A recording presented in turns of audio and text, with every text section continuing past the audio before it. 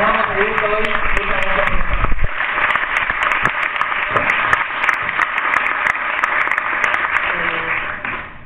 Buenas tardes a todos y a todas. Un saludo muy cariñoso para todo el panel. La verdad que es un placer, es un honor estar con todos estos compañeros, que creo que desde distintos lugares estamos dando esta batalla, una batalla que nos atraviesa desde distintos lugares, pero que puntualmente a las familias de las víctimas nos atraviesan en un antes y un después de ese hecho, y que nos marca para siempre. No hay forma de un retorno a ser el que uno supo ser. Y en eso hay que pensar mucho en lo que nos significa la familia, el poder manejar dos tipos de códigos comunicacionales bastante importantes. Lo voy a decir por un lado, el tener que sostener lo terrible de la pérdida de un ser querido en situaciones de extrema violencia, de asesinato, de violación a los derechos humanos, y incluirlo esto en lo absurdo que se plantean estas situaciones cuando muchos de nosotros dimos una batalla importantísima por lograr derechos que creíamos tener totalmente adquiridos en el Estado democrático. Y en eso también entra la justicia, ¿no?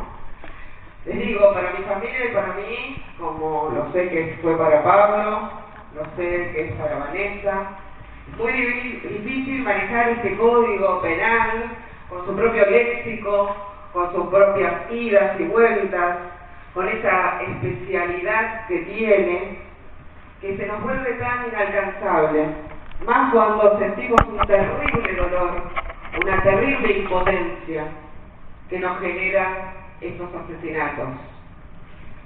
En medio de estas crisis que atravesamos la familia, no nos queda otra, porque es así, este es el camino, o nos deprimimos en la casa y nos quedamos llorando ante ese dolor, o salimos a luchar y a pedir justicia. Pero cuando uno pide justicia, y pide justicia en lo social, en lo popular, en lo público, esto no siempre va ligado a una efectiva justicia en los estrados legales, en las causas penales. Y esto es así. Carlos Fuentealba, mi compañero, el papá de Camila y Ariadna Fuentealba, mis dos hijas, que hoy tienen 22 y 17 años, ya casi han transcurrido 8 años del asesinato de Carlos, un asesinato que atravesó un país entero, pasó las fronteras de este país, y hoy todavía seguimos pidiendo justicia y justicia plena. ¿Por qué decimos justicia plena? ¿Hubo justicia con la condena a Darío Poblete, el autor material? Sí, hubo justicia, pero una justicia que no se sintió totalmente justicia. Y les voy a explicar por qué. Hace unos meses, hace muy poquitos meses, en junio, comenzó un intento de cerrar un círculo de impunidad que ya comenzó en el año 2008, cuando se procesó a 15 policías que habían estado en Arroyito ordenando y ejecutando un operativo represivo.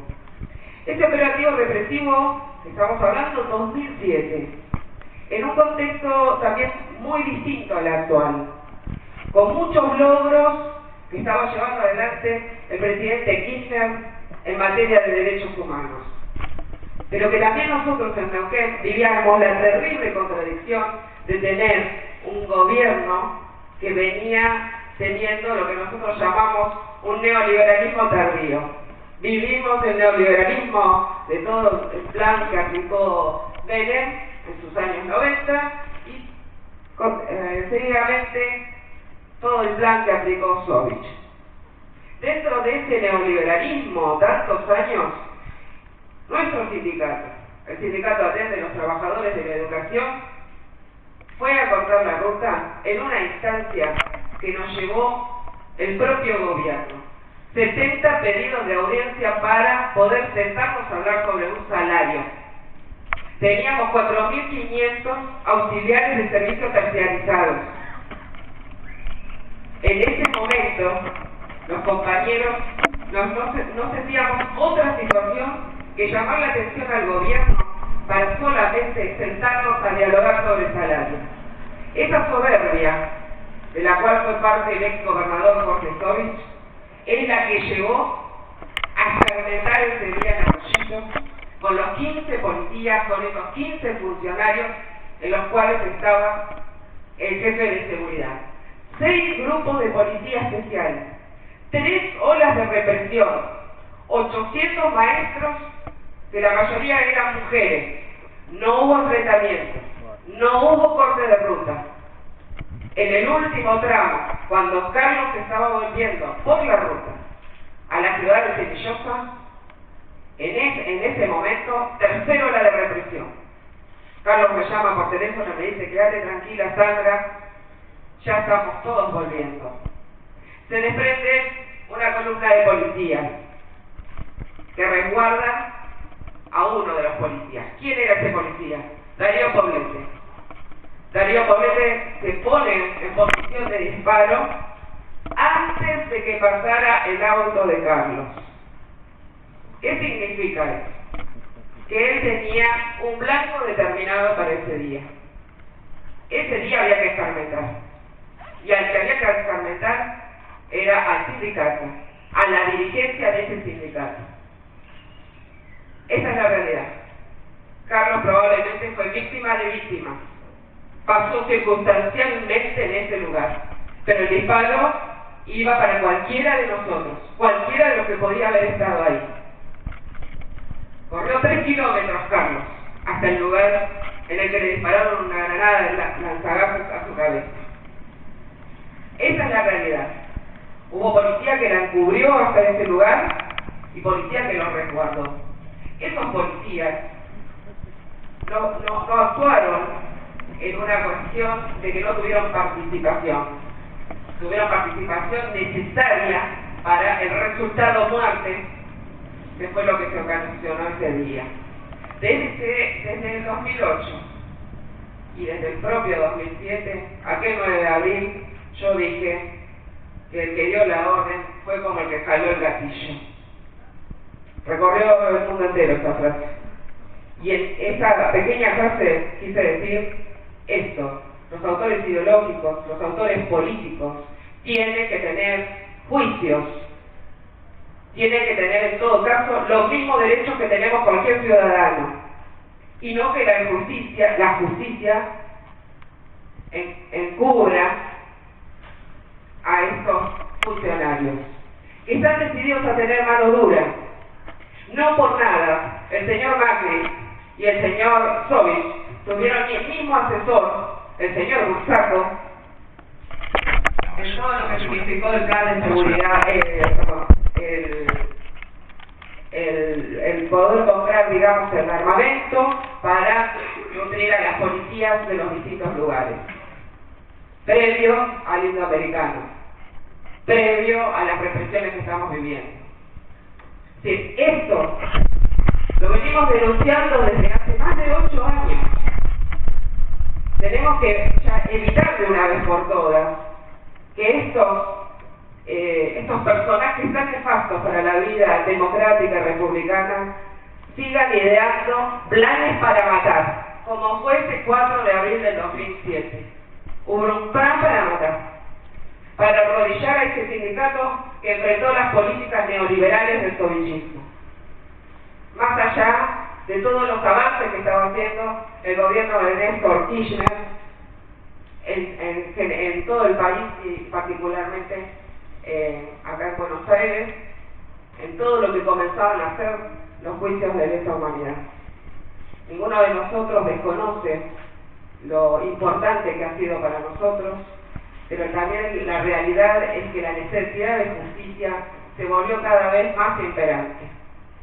Yo quiero destacar en esto las diferencias tajantes, la otra cara del juicio que vivió la familia de de Mariano Ferreira, junto a Pablo.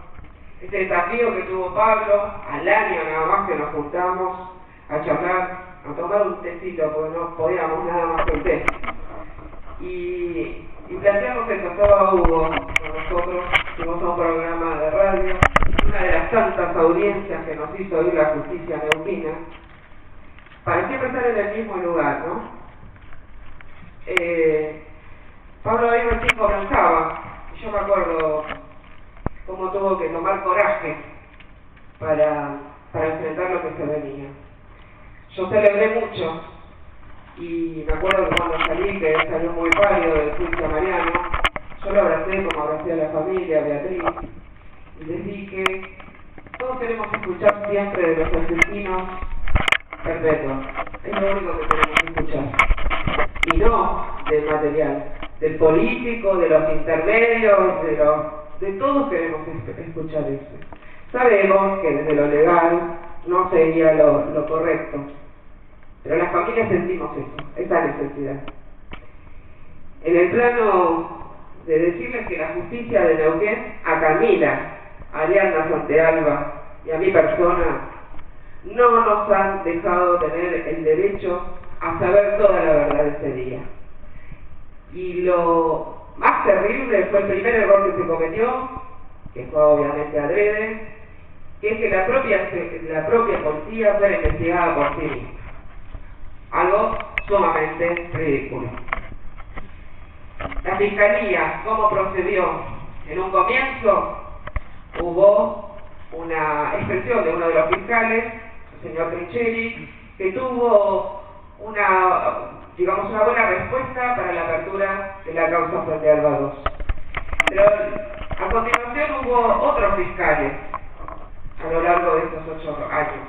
Otro fiscal, el señor Velasco Copelo, que pidió la absolución de los 15 policías procesados porque entendía que el operativo de Arroyito no había sido desmedido y estaba justificado. Ese fue el argumento de la Fiscalía.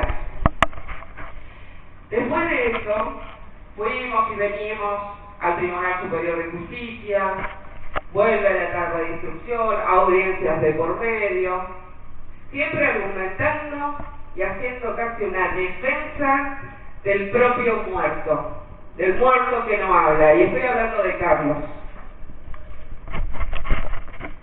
Porque en ese tiempo lo único que faltó que la justicia de Neuquén dijera es que Carlos fue el propio responsable de su propia muerte. En ese punto, la Fiscalía hace un mes atrás, casi 2 meses, en septiembre, argumentó con un nuevo código procesal penal que empezó a ejercer en enero de este año, que argumentó a favor de la defensa y haciendo alarde